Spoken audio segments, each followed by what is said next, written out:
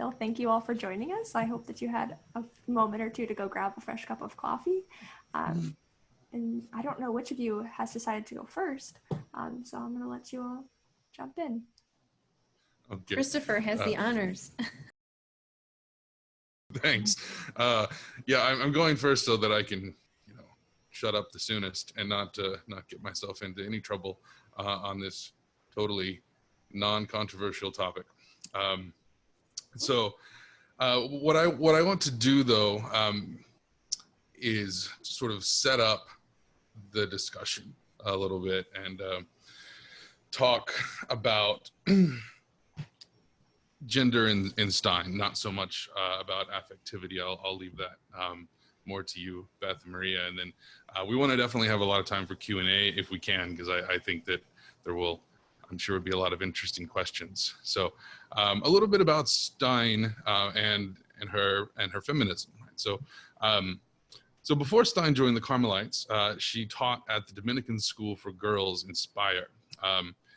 As one of the star pupils and personal assistants of her teacher, Husserl, the other being Heidegger, you might have thought that she would have been a university professor. However, Husserl's letter of recommendation read, in effect, if women should teach at university, then Stein should be a professor.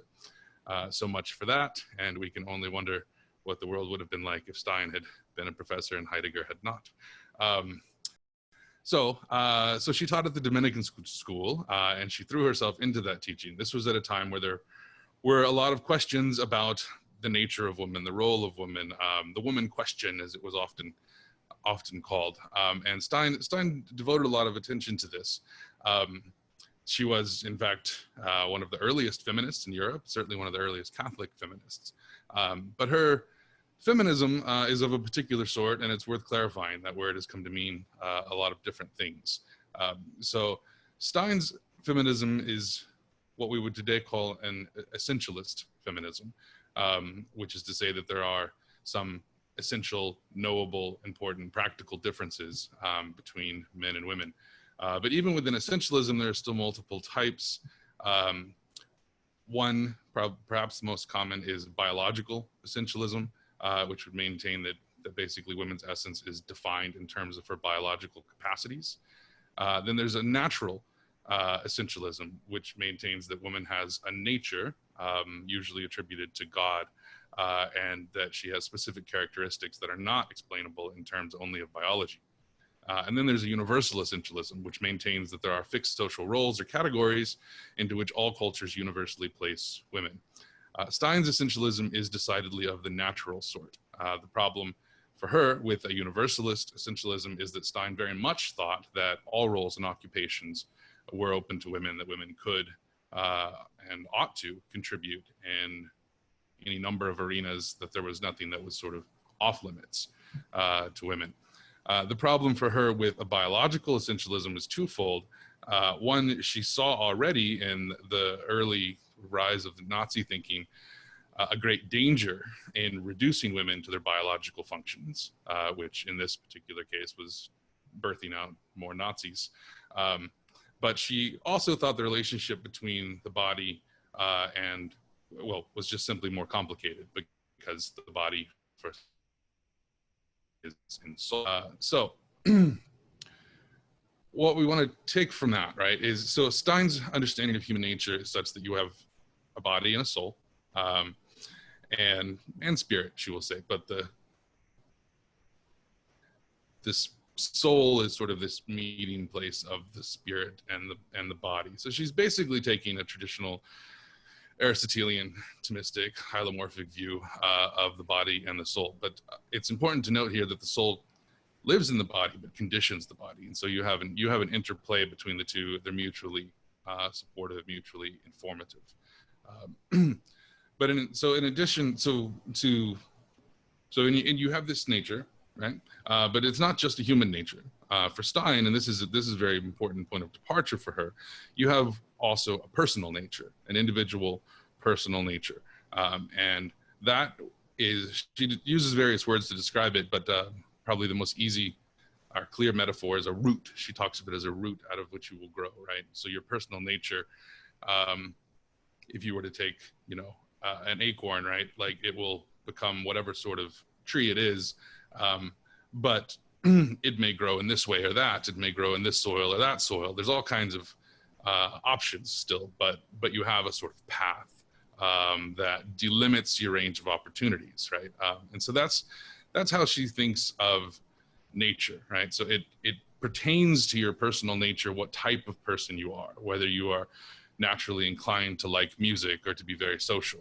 But it does not pertain to your nature, whether, for instance, you have the great fortune of living in Texas or in Italy or in some other place. That would not be an aspect of a person's nature. That would be accidental. She uses the example of Napoleon, which is always sort of a fun example. She says that it does not apply or pertain to Napoleon's nature that he engaged Russia in an ill-fated land war over winter, right? That was within the possibilities of his nature, but it did not follow from it, right? It did not follow necessarily from his nature. So Joseph Seifert, who I hope is with us now, and I have discussed on a couple of occasions whether or not it is in my nature to be a ballerina. He thinks it is not. I think he's probably correct. So there's an important distinction here between what pertains to your nature and what follows from your nature, right? What follows from your nature is necessary. What pertains to your nature involves some interaction with other objects, right? So it turns out there's not really a whole lot that follows from your nature, right? It follows from Napoleon's nature that he has a body and a soul, right? A little bit more than that, but most of the things that you might do would pertain to your nature. They would be a living out of your nature. So Stein sees nature, your human nature, both as human and personal, but she also sees nature as a distinctly masculine or distinctly feminine. There are male and female natures. We participate in those natures in the same way that we would participate in a human nature, right? And again, human nature becomes sort of the sum of, it's not quite right to say the sum of the parts of humans, but she does take a sort of Aristotelian view of the form here, that it is a collection, a standing together of the building up of individual instances. And so that's important also when we think about gender. It's not really sort of a top down, like this is what gender does. It's actually a bit more descriptive in the way that she would look to the nature of woman. So the human species shows itself forth both as humans and also as individuals, and in male and female. This is not the case for all species. That not all species are male and female, and some species that are male and female, she talks about vegetation, for instance, will often show both the male and female in the individual. But in humans, that's not the case, she says. And this can be seen, she would say, in the creation story in Adam and Eve, that God thought it good to create a woman to be with man, and together they can show the fullness of humanity, but not individually. So philosophy can demonstrate this individuality of the individual person, also of the genders, but you actually have to know people to know what it is, right? These personal differences as well as the sexual differences. And so she goes on to explain in people, right? And so you've got this nature, you live out of the nature. You will never fulfill your entire nature, right? It's this set of possibilities, potencies, right, that you can actualize, but you can't actualize all of them, right? And so she will say, there's this familiar army advertising campaign, be all that you can be. You cannot be all you can be. You can only be some of the things that you can be. So this is important for the person individually, right, to know that you can only do some things, but it also means, I think we would all obviously understand that we can't, any one of us, be all of humanity, right? But in a similar way, we also can't be all of masculinity or femininity, right? This isn't really the goal, and because it's not the goal, it also means you can't fall short of it, right? So I think there's often we look at gender as like being fully masculine or fully feminine. This would make no sense to Stein. This is not the goal. It's not possible. In any case, you live out your humanity, you live out your femininity or masculinity but you live these things out in your personal nature. That really is always at the forefront for Stein with the individual, is this individual nature. She uses Aristotle's term, the to tiene, the to be what it is and was, right? The thing that determines what you can be and how you will become. So I just wanted to establish sort of what she thinks about gender at a really more of a metaphysical level, and what she doesn't think. And I'll leave it to Beth and Maria to tell you a bit more about how that develops. I'll only just say that, she wrote a lot of this very practically for guidelines for women's education. And so she's trying to basically make the case that women, because they are women and being a woman affects everything that you do as an individual, women should be educated in a way that is feminine and masculine. And this also applies to the emotional life, right? So that's how we'll move into affectivity, that women and men will have different sorts of affectivity, different sorts of emotions, different relationships to the body and soul. And as individuals, we will live those out. And so with that, I will turn it over to Beth. I think you are next. Thanks so much, Christopher. Mm-hmm. So, I think gender and emotion is a really important topic today for a whole host of reasons, but especially when we have brothers and sisters who are dealing with gender dysphoria. So gender dysphoria is a feeling of distress that a person has when his or her biological sex does not match up with the gender that he or she feels.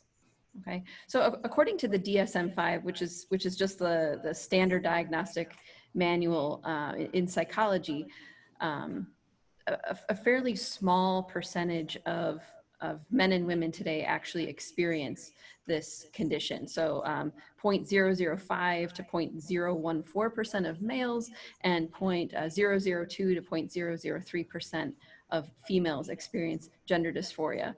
Now, some of these individuals elect to undergo treatments, whether that treatment is hormonal or surgical, to have their bodies more closely match up with how they feel, okay, what gender they feel themselves to be. Now, what I don't want to do is get into a discussion about gender dysphoria per se. I just want to make a simple point to get into this idea of gender and affectivity. The simple point is this. I wonder whether rigid thinking about gender roles and associating certain affective tendencies, character traits, preferences, and so forth, exclusively either to men or to women, contributes in some way to gender dysphoria. So I'm just thinking about some young girl who prefers playing with Legos and sword fighting and having outdoor adventures, and she's not really interested in playing house or playing with Barbies, playing with dolls. She doesn't like dressing up. And if she's told that what it is to be a girl or what it is to be feminine is to like those sorts of things, and what it is to be a boy is to like being outside and like playing sports and so forth, she might start to get confused and think, well, maybe I'm not a girl, maybe I'm a boy. Now, I don't want to oversimplify gender dysphoria, and please hear me. I am not saying that a rigid categorization of affectivity or interests or preferences along gender lines is. All I'm saying is more speculative point. Could it be that these rigid categories might be confusing and distressing to people who just feel like they don't fit in to these rigid categories? That's one reason why I think it's really important to discuss this topic, gender and emotion, today. So Edith Stein and other thinkers might be right about gender essentialism, that there could be some tendencies that men and women have because of the fact that they are men and women, whether that's because of something about their bodies or because they have a male or a female soul. But what I want to argue is that there are actually other sources, and maybe more important sources, to account for differences among individuals in their affectivity, in their preferences, and so on. And I want to look at a more complete picture, because I think what we'll see is that a fuller understanding of why we as individuals are different in our experience of emotion and our preferences might help to relieve some of the distress of those who feel like they don't fit in. Oh, should I turn the, we're getting an echo. Is that a little bit better? Yes, okay, great. Sorry about that. I turned the gain up here. Thank you. Okay, so what I want to do now is just look at some of those other sources of our differences in our emotional life. What could be these other factors, these other sources, in addition to sex and gender? I'm not discounting that altogether, but just want to look at some other important factors. So the first one I want to mention is just our natural temperament. We have to take into account a person's natural temperament. By temperament, all I mean is biologically based character traits that a person has that are independent of their learning, that definitely affect the way that this person interacts with the world. So, you know, a person might be shy, a person might be outgoing naturally, a person might be prone to melancholy or sadness, another person might be prone to anger. This is their natural disposition, you know, that's biologically based. And natural temperament doesn't divide up along gender lines. Nevertheless, it has an important influence on our emotional life. And as Mark said yesterday, and I thought this was a great point, our natural temperament can affect our super actual value response, this general stance that we have toward the world. Okay, so that's the first factor that I think is really relevant, our natural temperament. That's going to affect our affectivity. A second factor that I want to bring up is our nurturing and education. Okay, our emotional life is going to be impacted by the way in which we're raised and the education that we receive. So a couple points I want to make that are relevant to this. So first thing, and this is a point that relates to gender. Affective paradigms for each gender can be reinforced or discouraged through nurturing and stereotyping. So kids learn a whole lot through watching their moms and dads, and they learn a whole lot through structured plays. So girls and boys learn how to respond to the world in ways that imitate others. So if a little girl is watching her mom prepare a meal and take care of the home and take care of the other children, they learn something maybe about what it is to be a woman. And this can reinforce certain stereotypes, for better or worse. I'm not making a judgment here on it. It's just an observation. This happens for better or worse. A second point related to this is that our culture educates and also shapes our thinking about the emotions, including how emotions can be expressed along gender lines. So within cultures, there are various norms and expectations for behavior of men and women. And once again, these can reinforce stereotypes. So a couple weeks ago, I came across an article that was about some 2019 guidelines from the American Psychological Association.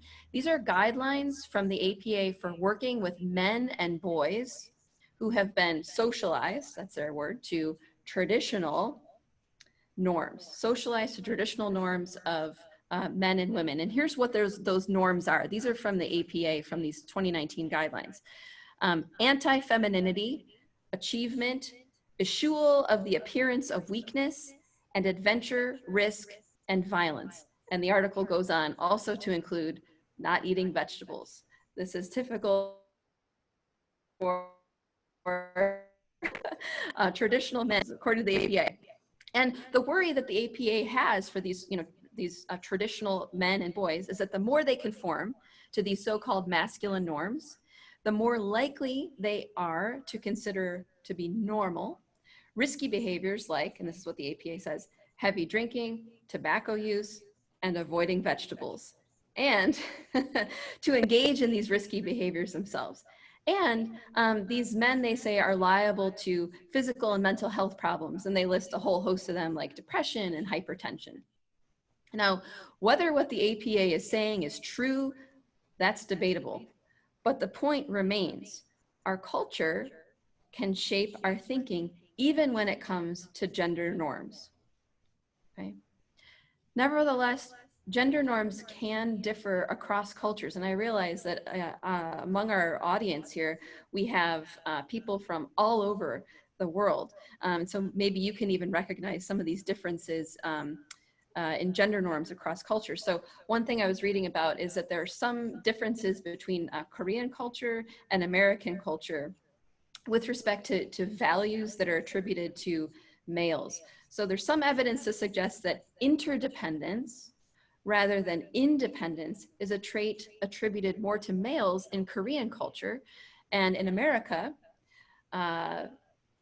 self-reliance and independence is something that is valued and attributed to males. Okay, so this is pretty different. Interdependence versus independence. This is difference across cultures. What's clear is that growing up in a milieu that supports certain traits for values and other traits and values for women, different ones for men and women, can have a significant impact on us. And these cultural influences can also reach across gender lines. What we value more generally can be shaped by our cultures. So in Asian cultures, historically, there's a great reverence and respect for the elderly. Whether this is true or not, I don't know, but there's a stereotype among the British of keeping a stiff upper lip. So kind of presenting oneself as somewhat non-affected is valued or typical, at least stereotypical for the British culture. So our family, our friends, our education, and our culture have an impact on how we respond to values, how we are affected. Okay, so that was the second point, second factor. Third factor that can impact our affectivity and our preferences or traits is our life experience and our woundedness. Our own life experience and woundedness contributes to our affective response. So just a silly example here. If you have been chased by dogs and attacked by dogs, when you see a dog, particularly one that looks a lot like the sorts of dogs that have attacked you, you might feel fear. Whereas somebody else who hasn't had that experience of being attacked by a dog perhaps wouldn't feel a similar fear. Another example, today's trigger warnings, I think, are also signs, maybe exaggerated signs, of the truth that life experience and woundedness shape our emotions. So, for example, if you have been a victim of sexual assault or sexual harassment, your affective response to reading a news article about someone else who has been victimized might be different from someone who reads the same article who hasn't been victimized, okay?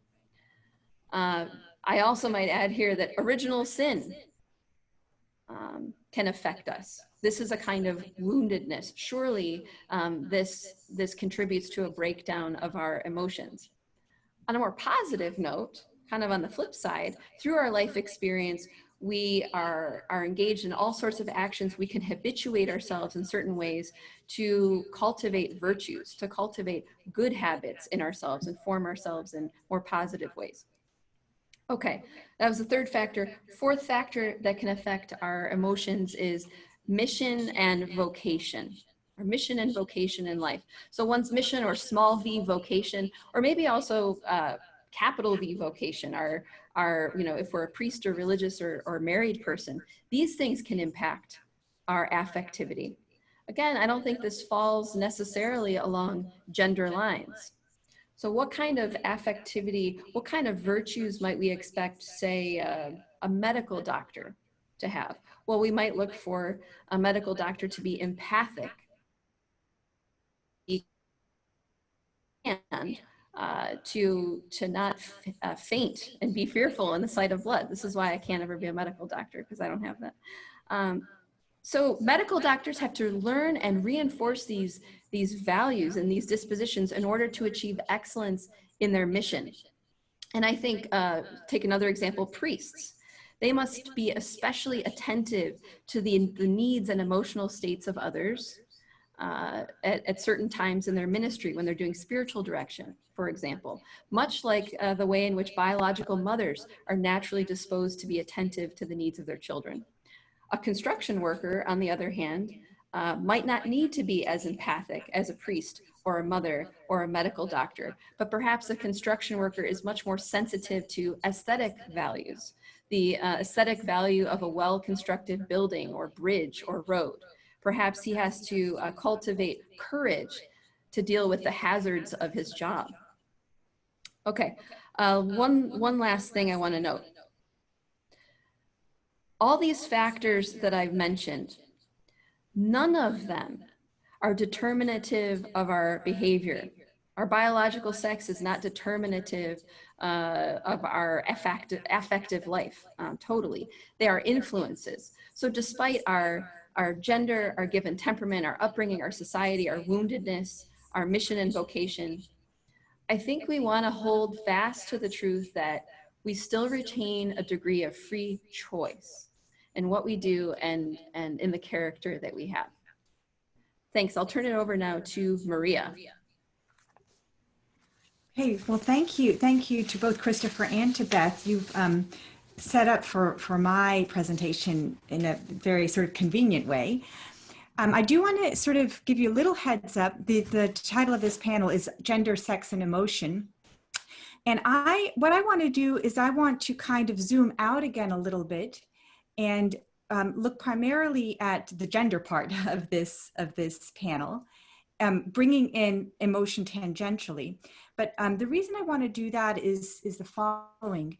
In our day and age, there's a really deep crisis when it comes to masculinity and femininity. So in spite of a lot, so Beth, I agreed 100% with what you said. It was just a marvelous presentation, sort of almost healing to hear all of that. And yet there's a kind of something strange, something paradoxical that I think the real meaning of femininity, the real meaning of masculinity and femininity are being lost, sort of ever weakening contours. They're disappearing. And there is a kind of almost androgyny that's setting in. And there's also a rebellion against masculine and femininity. And all of this has reached a climax in the whole transgender movement and in the, of course, the rejection of traditional marriage and the denial that there has to be a complementarity in the genders. So on the one hand, we have the danger of stereotyping and so forth. And on the other hand, we have this problem of the loss of gender. And one of the things, I'll introduce my topic by telling you about two households that we have at Ave Maria. One is called Esto Femina and the other is Esto Vir. So Esto Femina means be a woman. So it's in the imperative, and be a man, Esto Vir. And there's something, I think, touching about it, the fact that these young men and women have a concern about the loss of this this God-given dimension of human existence, a very beautiful dimension of human existence. On the other hand, there's something that I think is a little bit off about it. And what I would like to do is look at sort of the structure of gender within the human person on 3 different levels and ask the question about the significance of gender within the human person. And in particular, sort of the overarching question that I'm going to have is the following. Should gender be a direct object for us, our own gender, our own masculinity and our own femininity? Should it be an issue of concern for us directly in our actions, in our choices, and in our motivations? And Hildebrand is going to be kind of providing the framework in the following way. I think a central theme in the work of Hildebrand is this idea that I would just really summarize it in terms of the gospel, saying that unless the seed falls to the ground and dies, it doesn't bear fruit. So for Hildebrand, this idea of transcendence is so central that even though the goal of life in some sense, even though the end of life in some sense is happiness, for him, the goal is not happiness. Happiness is a gift that comes to us.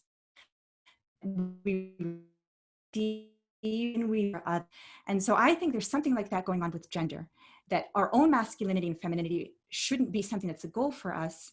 And yet, even though we can be concerned about the loss of it in culture, we can say, well, how do we retrieve it? How should it come back without turning back on our own selves? Okay, so I want to then just quickly give a little bit of background. I'm going to be drawing from various authors, Edith Stein, John Paul II, Carl Stern, Gertrude from the Fort, but I won't be directly citing them just because in the interest of time. Okay, so I want to first go over the 3 dimensions of gender that I think we can find in the human person. All right, the first is the one that that both Beth and Christopher have alluded to, which is what you could say what exists on the level of nature. And whether it comes from our bodies or from our souls, In any case, if you consider the close relationship there is between body and soul, we can say that there is such a thing as a feminine nature and a masculine nature. Okay, this exists in a very deep level of our being. Now, there are several things to note here. Now, first of all, because of the union of the body and soul, we recognize the gender of a person through their body, of course. But there are three things to note here. The first is that this dimension of our being is independent of our choice. It's independent of our experience. It's independent of any tendencies that are masculine or feminine, and it's independent of any other expressions or manifestations, which I'm going to touch on later, okay? Regardless of how we feel or what we choose, this exists in us by the God-given structure of our being. Secondly, when it comes to masculinity and femininity, all men and women possess masculinity and femininity equally. There's no such thing as being more or less masculine on this level. And thirdly, this sexuality on this, or gender on this dimension, is trumps individuality. In other words, no matter what our individuality is, it will never overcome or negate our gender, okay? Our gender is, to use a mathematical language, coextensive with our personal identity, okay? So I should have started, our individuality. It's coextensive with our individuality. Even though I'm an individual, I'm always going to be a feminine individual by nature. Masculine, a man is a masculine individual by nature. Okay, so now I want to turn, we're still in number 1 here. What is the meaning or the significance of this dimension of masculinity and femininity?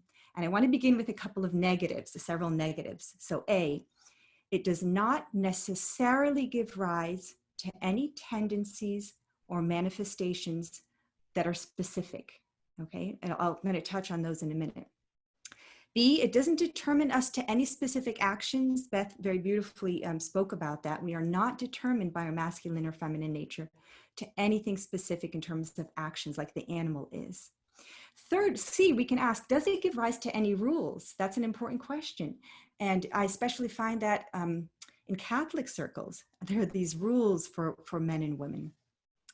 All right, and here I have a twofold, we have to divide this into 2. Are there any positive commands following from the fact that I am a man or a woman? And the answer is no.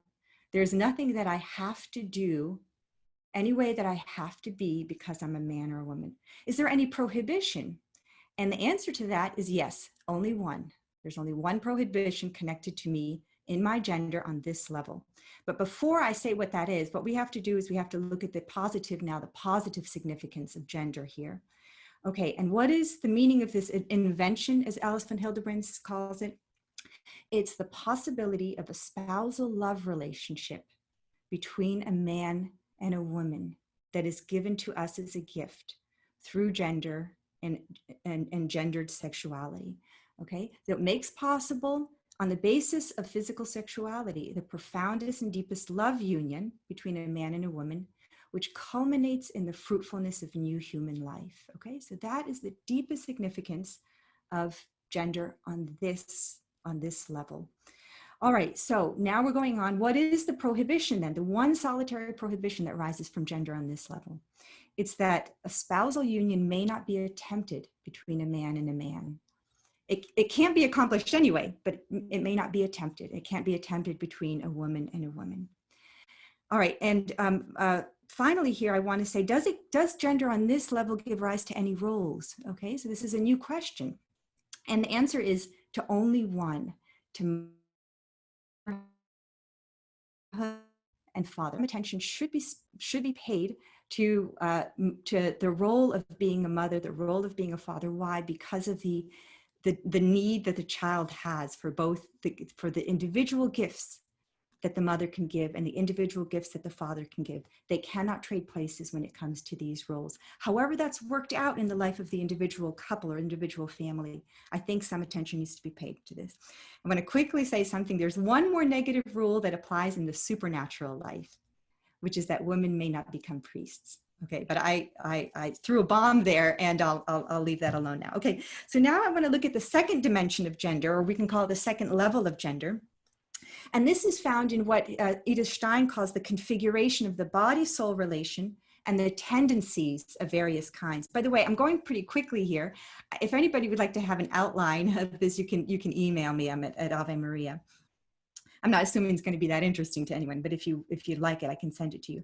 Okay, so what we have here, we're talking about now on a kind of more superficial level, that there are various tendencies that arise there in the way of experiencing the world, in the way of perceiving the world, in the way of responding to the world, okay? And also including the affective sphere in a way of responding effectively to the world, okay? And now we have to affirm, yes, we can find typicalities. We say there are typically feminine ways of all of this. There are typical feminine or masculine tendencies when it comes to all of this. And this we just take as a fact, okay? And we're not surprised by that, especially if we think of the roles of motherhood and fatherhood, okay? It makes sense that there should be these tendencies. But now again, we have to ask some extremely important questions. A, are these necessarily present in every given case? And again, Edith Stein tells us no. That's why they're called typicalities and not necessities, okay? B, we can ask, is it morally required for them to be present? Is there something morally wrong with a woman or a man if they don't have them? And since we said no to the first, we have to say no here. Absolutely not. And thirdly, we have to say, is there something naturally wrong with not having them? And again, we have to say no. Mm-hmm. All right. And why is it? Why did we answer no to all three of those? Because on this level, personal individuality trumps gender.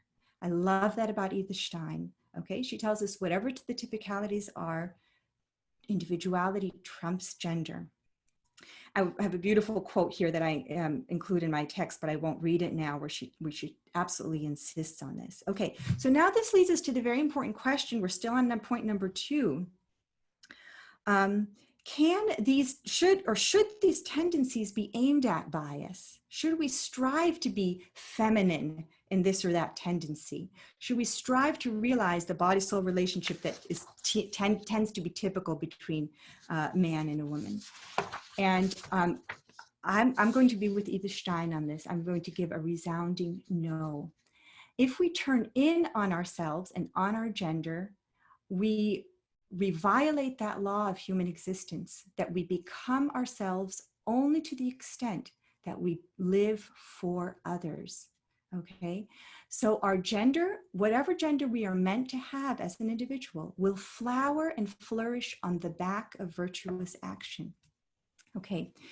So, and I'll say this now in case I don't have time at the end. In terms of beauty, the realization of individuality is more beautiful by an infinite degree to any abstract feminine or masculine attribute, okay? The realization of individuality is infinitely more beautiful than the possession of any abstract feminine or masculine trait. Okay, so then there's the third dimension of gender, and this I'll call the surface manifestation, or even in one sense, the superficial manifestations of gender. Okay, I'm thinking here of things like a feminine voice. Somebody has a feminine voice, or a masculine gait, or masculine gestures, or a masculine face, masculine stride, feminine stride, and so forth. Okay, this dimension of masculine and feminine is very interesting. It actually is, it's the dimension of masculine and femininity where I think Plato talks about something like this in the Republic, when he says all physical forms, and anything here, masculinity and femininity on this level are symbolic of a higher spiritual reality, which in fact is very beautiful. There's something beautiful about femininity. There's something beautiful about masculinity. Okay, but here's the thing. We want to ask what significance these things have. All right, first of all, femininity and masculinity on this way do not contain the substance of masculinity and femininity, okay? In no way do they in no way do they contain the essence of it. Secondly, these are gifts given to us by God. Just like intelligence is a gift given to one person, athleticism is given to another person, Physical beauty is given to a third. Well, I think these masculine traits and feminine traits can be considered gifts from God, and he just gives them as he wills. And they can be received as gifts and gratitude, and they can be enjoyed in some sense, especially in others, not in ourselves, okay? But thirdly, we can say, are these to be aimed at? And here, again, I would say definitely not. There's something truly inauthentic about a woman who tries to be feminine in this level, something truly inauthentic about a man who tries to be masculine. I don't know what, by maybe going out into nature and sort of proving things. I don't know what exactly, okay? Now, I in this talk, I'm talking about especially what gender doesn't mean. Okay, I do think there are a lot of things that gender does need to be retrieved, and there are things that people need for the flourishing of gender. But I don't have time, obviously, to talk about it here. Okay, so in any case, I think we should not try to generate these. And I don't think we really can, but I also think we shouldn't. All right, we negate something very important, which is this transcendence of the human person. So then I want to briefly end, this is part 2 of my little presentation here. I want to look at the implications of all of a few implications of all of this, okay? So first of all, the first one I said, I think a very important one is that the beauty of individuality trumps the beauty of any abstract possession of gender traits or features. Secondly, I want to say the notion of striving to be a man or striving to be a woman is quite literally meaningless. All right, we can try to generate the third dimension, this very superficial dimension of masculinity and femininity in us. That we can try to aim for. I think it makes us inauthentic. But any deeper aiming at our own masculinity or femininity, I think there's just nothing we can do, okay? It's something that exists already in us. I am a woman, and everything I do is thereby feminine, okay? You are a man, thereby everything you do is masculine, okay? And there might be conditions, all right, for a man and a woman to develop properly as man and woman. We obviously see with gender dysphoria, there's something wrong. But I don't think it's actually to be corrected by aiming at gender. I think that behind it is actually a lack of affirmation as such. I think if every person were really loved into existence, so to speak, by their parents, they would emerge in full confidence as a self. And I think that the crisis of gender is actually a projection of a crisis of selfhood, really, a deeper crisis. Okay, so I know that I'm making a lot of big claims, and I know that they would need to be qualified in some way, but I'm pretty convinced that or I have a strong suspicion that the gender identity crisis is a more deeper crisis of selfhood. Okay, so then I would say that finally the proper development of gender occurs through the development of virtue. If we strive to attain virtue, our masculinity and our femininity will develop along healthy lines. And I just want to end briefly with touching on the affective life and the emotional life. And here, I don't think that we need a manual for women and growing in virtue and affectivity, and a manual for men in growing properly in affectivity. I think that if men and women find that they have similar pitfalls, by all means, get together and talk about those difficulties, right? People do enter into community to help one another to grow in different ways if they have similar weaknesses, okay? But I think that we all just have to look at the pitfalls, the weaknesses of our own affective life, and work on it, okay? It's going to be the same for men and women. And finally, when it comes to the differences in affectivity between men and women, I think what's very interesting is it's in the fallen traits that we find the greater differences. In the saints, the emotional profile, I think, of men and women think of Avila, think of St. Francis of Assisi, think of somebody like Don Bosco, okay? I think that their emotional profiles sort of look a lot alike, and that's because of the transformative power of the good to which they have submitted themselves, and the transformative power of the divine to which they have united themselves. So I hope I didn't go over. I forgot to look at my time, but thank you very much. Thank you very much, Maria. Thank you all. It was a really excellent panel. I really liked the way in which you all built off of each other, and there was a really lovely flow to all of your presentations. We did that on purpose. Oh, was good. There are several questions here about your comment about motherhood and fatherhood, Maria. Could you expound upon that point a little bit further? Is it fair to say that a woman who is a bad mother is a bad woman? That's a caveat question, but. Oh my goodness. Oh, since other people have been advertising themselves a little bitly, I'll do so shamelessly. I wrote a booklet on women where I write about all this. It's such an important question. And first of all, the answer is no, okay? The answer is just no. And there are human life, and especially fallen human life, and especially, as Beth, you spoke so beautifully about woundedness, wounded human life, especially emotionally wounded human life, is so beset with difficulties. And that's why I think we shouldn't focus on our gender. We shouldn't, in some sense, even focus on, I'm a bad mother. What we'll usually find behind that is that I'm not able to do my duty. Okay, and what we mean by bad is if we aren't able to do our duty well because of emotional weaknesses, we shouldn't feel guilt for that. We should simply seek help. And if we are not a good mother because of our vice, again, don't get stuck in guilt.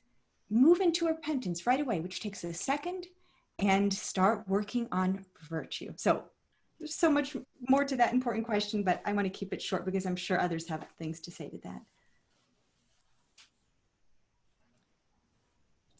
Catherine, can you repeat the question? My Zoom froze just when the question was being asked, so I didn't hear it.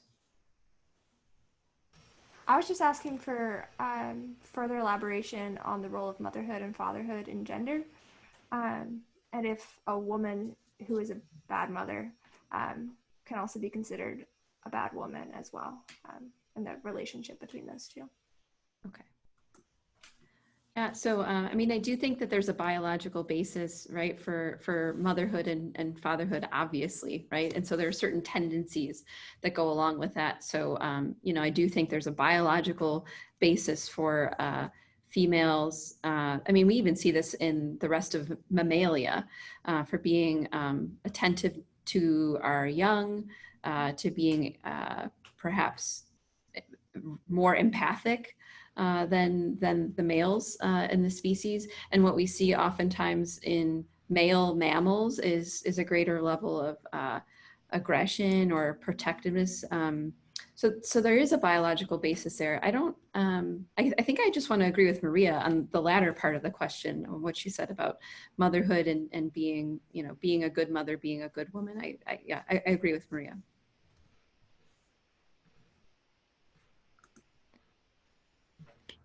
Christopher, do you want to add anything? Well, I also agree with Maria. I'll only just add a little bit of what Stein says on this, in case anyone's wondering. Like she also very much sees the nature of woman expressed in her biological capacities and also defined by her biological capacities for motherhood and for the man for fatherhood. And she sees various masculine and feminine types. Glad that you use that language so much, Maria, the types influenced by that. But she's very clear also that this is not limited to biological motherhood, right? And it's not limited to biological fatherhood, of course. And so the way that that your biological functions affects your nature and your personal character can be expressed in any number of ways, right? And is expressed in any number of ways. So just to add that Mm-hmm. point. Could I just quickly add something? There's one way thing about reflecting on roles. So I said, I deny that you should think too much about your own gender, and I still hold to that. But there's one way in which reflecting on roles can be very helpful to a mother and a father in their task, and it's in the following. I think that if a woman can understand how important the gifts of motherhood are to the development of the child, this can inspire her to be dedicated to be for her child, or for example, to avoid possibly taking work outside of the home when the child is very young and so forth. Understanding the significance of the motherly gifts can give her courage to be dedicated to her child, or to avoid leaving the child, for example, and so forth. And the same thing for fatherhood. And then each person should just be themselves when they're interacting with their children.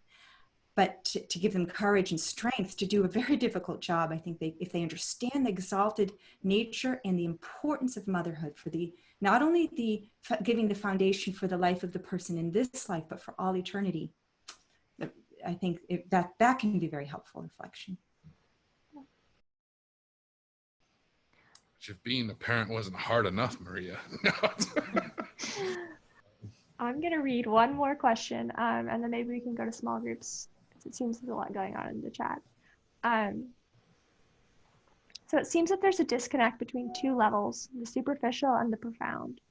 If a child needs the different gifts that only a male father and a female mother can give, then it would seem to follow that distinct gender-determined capacities ought to be developed. Must there be an antagonism between individuality and gender determinism?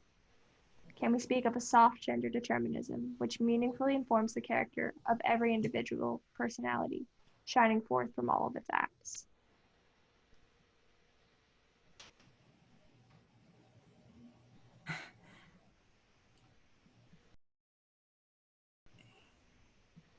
So can you, I'm looking for that in the Q&A. Can you maybe summarize that?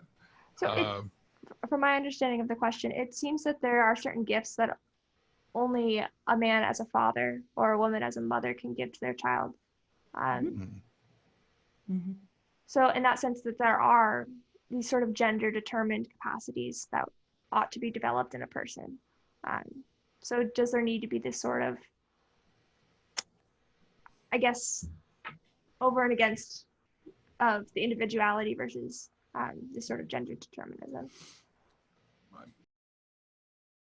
I think that we would all probably agree and say no. I mean, that those things will come about in being your person, right? In being who you are and developing. I mean, anytime that you're placing the emphasis, placing your goal on being a man, being a woman, you're really putting something almost, Stein doesn't quite say this, but like almost an idol in front of the person you're supposed to be, right? I mean, someone in the Q&A had mentioned how this relates to like God and eternal destiny and all of this, and in the fullness of the beatific vision, we become most fully ourselves. I mean, actually, her discussion of this, which is infinite and eternal being, is sort of reminiscent of Dante's, but you don't become like a manlier man, or you become a you or you. So the youist you, and so I mean that applies in our earthly life as well. And so with all these gifts, which aren't unimportant, they are important. And I mean it's very important for men to teach their children manly things and women to teach their children womanly things. But this comes about by being you and teaching, because you're going to do those things in, you can't not do them in a masculine or feminine way in the very broadest sense, like Maria was talking about.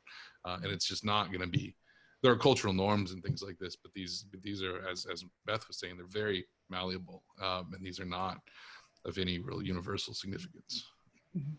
Yeah, and I think that, if a father is with his son the way he should be, the masculinity of the boy will develop. A son needs his father. So on the one hand, I agree with the fact of how essential and necessary these quote unquote traits are. On the other hand, it makes me stick all the more to what Christopher just said, because if we aim at gender characteristics, we put something between, and then it just doesn't work. It's only in the response to the other that these things develop properly.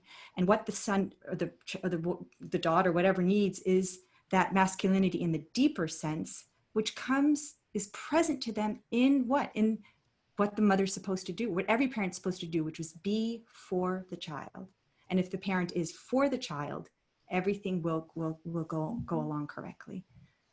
Right, and just to add to that, Maria, I think the aim is not developing feminine and masculine traits per se, but I think the aim for all of us is sanctity, or maybe put more in Aristotelian terms, virtue, right? So the virtuous life or sanctity, and as you said, if I am a woman, it's always as feminine. If I'm a man, it's always as masculine. And so rather than aim at that per se, why not aim at sanctity? Yeah. That's a great note to end on. Thank you all so much for a very interesting panel and for navigating such a tricky topic. There's always an overflow of more questions on the topic of gender. So maybe we can come back to some of these in our happy hour later this afternoon, or including some of them in the final panel tomorrow. But thank you all so much. Thank you. And we'll be back this afternoon.